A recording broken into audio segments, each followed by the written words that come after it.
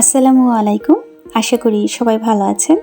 আজ চলে এলাম মজাদার একটি রান্নার রেসিপি নিয়ে। আজ রান্না করে দেখাবো চিংড়ি মাছ এবং নারকেলের দুধ দিয়ে একটি মজাদার রান্না।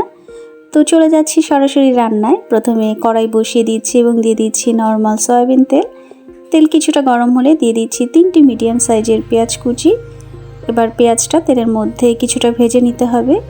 যখন পেঁয়াজের কালার খুব সামান্য চেঞ্জ হবে তখন আমি পেঁয়াজের মধ্যে অ্যাড করে দিচ্ছি তেজপাতা, দারচিনি এবং এলাচ। এবার এই গরম মশলাগুলো পেঁয়াজের মধ্যে কিছুটা ভেজে নিতে হবে। এই সময় কিন্তু খুব সুন্দর একটা গরম মশলার অ্যারোমা ছড়াবে। এবার চুলোর আঁচ কিছুটা লো করে দিচ্ছি এবং কিছু বাটা মশলা অ্যাড করে দিচ্ছি। দিয়ে দিচ্ছি 1 চামচ পেঁয়াজ বাটা, হাফ চামচ আদা বাটা, হাফ চামচের কিছুটা কম রসুন বাটা, প্রয়োজন মতো লাল মরিচ গুঁড়ো দিয়ে নিচ্ছি। দিয়ে দিচ্ছি ধনিয়ার গুঁড়ো এবং জিরার গুঁড়ো। রান্নাটা যেহেতু হেলদি করছি, তেল কম দিয়েছি, তো কিছুটা পানি দিতে হবে। তো আমি পানির পরিবর্তে একেবারে নারকেল দুধ দিচ্ছি। এখানে এক্সট্রা কোনো পানি না দিয়ে পুরো রান্নাটাই নারকেলের দুধ দিয়ে তৈরি করব। মশলা কষানোর সময় স্বাদ অনুযায়ী কিছুটা লবণও দিয়ে দিচ্ছি। এবার মশলাটা বেশ ভালো মতো করে কষিয়ে নিতে হবে। এবার চুলোর আঁচ মোটামুটি কিছুটা হাই করে মশলাগুলো বেশ ভালো মতো করে কষিয়ে নিচ্ছি। মশলা যত ভালো করে কষানো হবে রান্না খেতে এমনিতেই ভালো হবে। তো মশলা থেকে তেল যখন উপরে উঠে আসবে তখন আমি দিয়ে দিচ্ছি চিংড়ি মাছ। চিংড়ি মাছ আমি এখানে মাঝারি থেকে কিছুটা বড় সাইজে নিয়েছি। এখানে আপনারা আপনাদের পছন্দ মতো নিতে পারেন। এবার চিংড়ি মাছগুলো মশলার মধ্যে নেড়েচেড়ে বেশ ভালো মতো করে কষিয়ে নিতে হবে। এবার কিছুটা ঢাকা দিয়ে চিংড়ি মাছটা বেশ ভালো মতো করে কষিয়ে নিচ্ছি। চিংড়ি মাছ থেকে কিন্তু কিছুটা পানি ছেড়েছে। এই পানিতেই কিন্তু চিংড়ি মাছটা বেশ ভালো মতো করে কষে যাবে।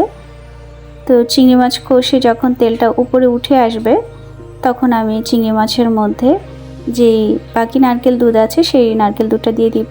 এখানে প্রায় 1 কাপের বেশি নারকেল দুধ রয়েছে। তো আমি পুরোটাই দিয়ে দিচ্ছি এবং নেড়েচেড়ে বেশ ভালো মতো করে মিলিয়ে নিচ্ছি। এই পুরো রান্নাটা কিন্তু একই আঁচে করতে হবে। আমি মিডিয়াম হাই আঁচে করছি পুরো রান্নাটা। এবার ফ্লেভারের জন্য কিছু কাঁচামরিচ ভেঙে দিয়ে দিচ্ছি।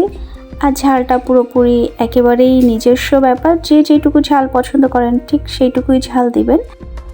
আমি ঢাকা দিয়ে এবার 1 থেকে 1.5 মিনিটের মতো রান্না করে নিচ্ছি। চিংড়ি মাছগুলো বেশ ভালো মতো করে নরম হয়ে গেছে, ঝোলটাও কমে এসেছে। এবার কিছুটা চিনি অ্যাড করে দিচ্ছি।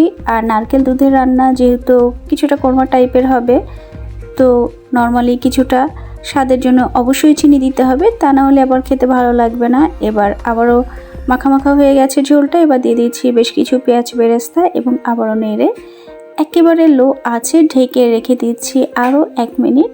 তো রান্না কিন্তু মোটামুটি একেবারেই কমপ্লিট হয়ে গেছে। এবার পরিবেশনের জন্য বেড়ে নিচ্ছি। তো তৈরি হয়ে গেল নারকেল দুধ দিয়ে চিংড়ি মাছ।